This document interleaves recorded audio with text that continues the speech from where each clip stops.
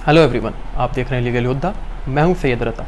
आज का हमारा टॉपिक है द एपिडेमिक डिजीज़ एक्ट 1897। इस वीडियो में हम आपको आज एपिडेमिक डिजीज़ एक्ट की हिस्ट्री के बारे में बताएंगे, एपिडेमिक डिजीज़ एक्ट के बारे में बताएंगे, कनिका कपूर पे की गई FIR के बारे में बताएंगे, एपिडेमिक डिजीज़ एक्ट कब कब लागू हो चुका है, इस एक्ट में क्या संशोधन हुआ है, और IPC की कुछ ऐसी महत्वपूर्ण धाराओं के बारे में बताएंगे जो हम लोग पहले नहीं पढ़ते थे या उस पर नहीं ध्यान देते, लेकिन आज के समय में वो बहुत महत्वपूर्ण है।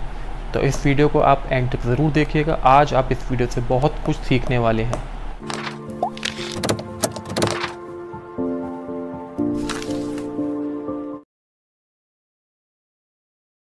इस एक्ट की कुछ महत्वपूर्ण हिस्ट्री है जो हमारे लिए जानना बहुत ही ज़रूरी है।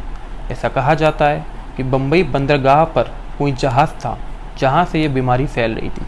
जब ये बीमारी फैल रही थी तो बाल गंगाधर तिलक उस समय अपने अफसरों से बहुत नाराज़ थे, क्योंकि जब ये बीमारी फैली तो अफसरों ने अपना कार्य छोड़ दिया।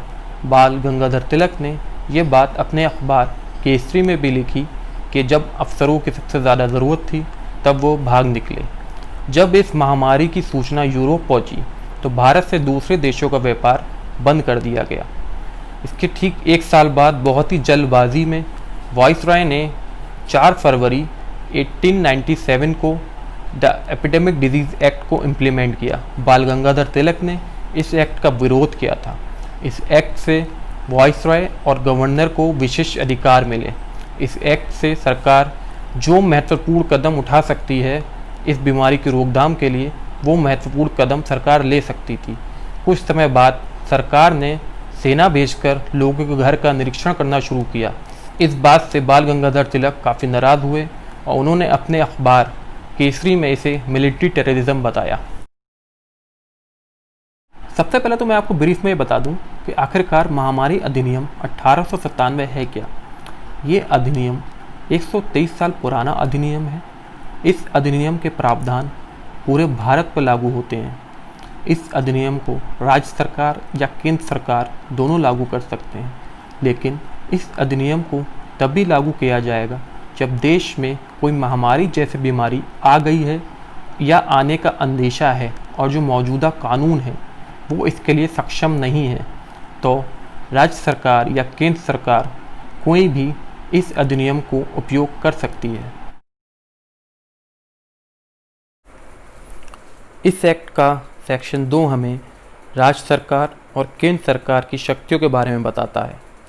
सेक्शन 2 राज्य सरकार को ये शक्ति देता है कि यदि अगर राज्य सरकार को ये पता चल जाए कि राज्य में महामारी जैसी बीमारी आ गई है या आने का अंदेशा है जो मनुष्य जीवन के लिए खतरा है और जो मौजूदा कानून है वह इस महामारी के लिए सक्षम नहीं है, ऐसा होने पर राज्य सरकार इस अधिनियम के अंतर्गत राज्य के किसी भी व्यक्ति को ले सकती है और उसे सशक्त कर सकती है कि वो इस महामारी को रोकने में सरकार की मदद करे। राज्य सरकार इस महामारी को रोकने के लिए लोगों को सार्वजनिक सूचना के ज़रिए रोग से बचने के उपाय बताती है। राज्य सरकार का जो खर्चा इस महामारी को रोकने या उपाय करने में हुआ होगा, इस खर्चे को राज्य सरकार कैसे पूरा करेगी ये वह खुद तय करेगी। इस एक्ट का सेक्शन 2B राज्य सरकार को ये शक्ति देता है कि वह शंका के आधार पर यात्रा से आए यात्रियों का निरीक्षण भी कर सकती है, चाहे वह रेलवे से आए हों या किसी और माध्यम से, और राज्य सरकार ऐसे यात्रियों को जांच के लिए अस्पताल या ऐसी जगह जो राज्य सरकार ने इस महामारी के समय अपने कंट्रोल में ले रखी हो, राज्य सरकार उस यात्री को वहां भेज सकती है। ऐसे यात्रियों को राज्य सरकार आइसोलेशन में भी रख सकती है, और अगर संदिग्ध व्यक्ति पाया गया तो उसकी जांच निरीक्षण अधिकारी द्वारा की जाएगी। इस एक्ट का सेक्शन 2A केंद्र सरकार को शक्ति देता है कि जब केंद्र सरकार को ये लगे कि महामारी जैसी कोई बीमारी जो मनुष्य जीवन के लिए बड़ा खतरा है, ऐसी कोई बीमारी देश में आ गई है या आने का अंदेशा है और जो मौजूदा कानून है वह इस महामारी बीमारी के रोकथाम के लिए सक्षम नहीं है, तो केंद्र सरकार इस महामारी बीमारी की रोकथाम के लिए महत्वपूर्ण कदम लेगी। इस धारा के अंतर्गत केंद्र सरकार सभी बंदरगाह और हवाई अड्डे से आने जाने वाले यात्रियों की जांच कर सकती है। बीमारी की रोकथाम के लिए केंद्र सरकार जैसी चाहे वैसी प्रक्रिया उपयोग कर सकती है। इस एक्ट का सेक्शन 3 पेनल्टी के बारे में बताता है। इस अधिनियम के तहत दिए गए किसी भी नियम या आदेश के उल्लंघन करने वाले किसी भी व्यक्ति को भारतीय दंड संहिता 1860 की धारा 188 के तहत दंडनीय अपराध माना जाएगा। इस एक्ट के सेक्शन 3 को समझने के लिए हमें भारतीय दंड संहिता 1860 की धारा 188 को जानना बहुत ज़रूरी है। धारा 188, इस धारा के तहत लोक सेवक कानूनी रूप से आदेश लागू करने के लिए सशक्त है। लोक सेवक कोई भी आदेश, जैसे कोई निश्चित कार्य से दूर रहना या कुछ निश्चित संपत्ति को अपने कब्जे में लेना या किसी निश्चित चीज़ पर प्रतिबंध लगाना, यदि कोई लोक सेवक के इस आदेश को नहीं मानेगा या इसमें बाधा लाएगा तो उस व्यक्ति को साधारण कारावास से दंडित किया जाएगा, जो कि 1 महीने तक का कारावास या जुर्माना 200 रुपये तक का या दोनों।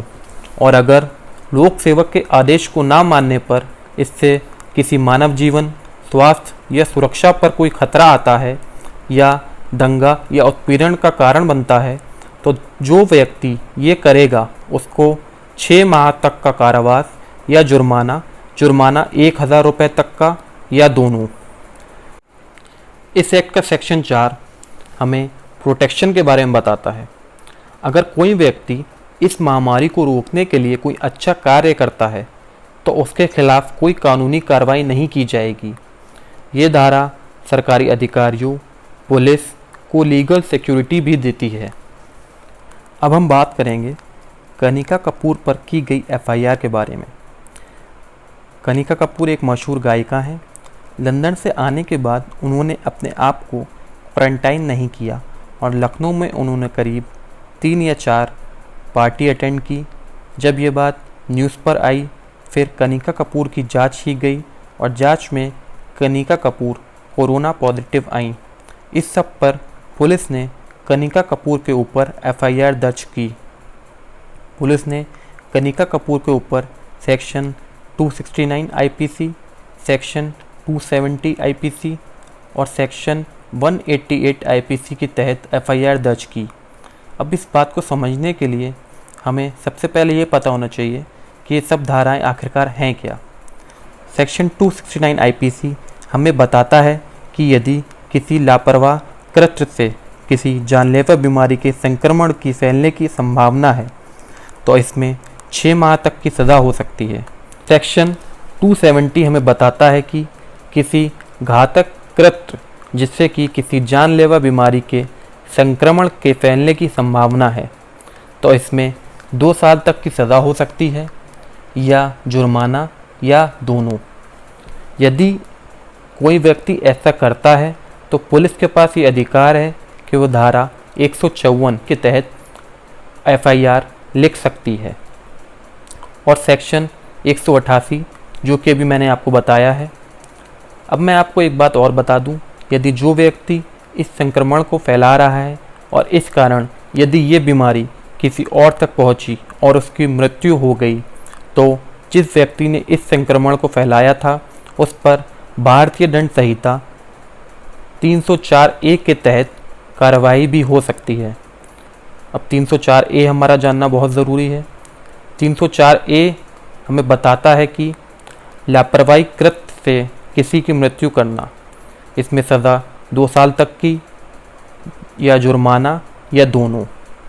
सेक्शन 271 आईपीसी हमें बताता है कि अगर कोई क्वारंटाइन रूल को नहीं मानेगा, उसे डिसोबे करेगा, तो जो व्यक्ति ये कर रहा है उसको 6 माह तक की सज़ा दी जा सकती है या जुर्माना या दोनों।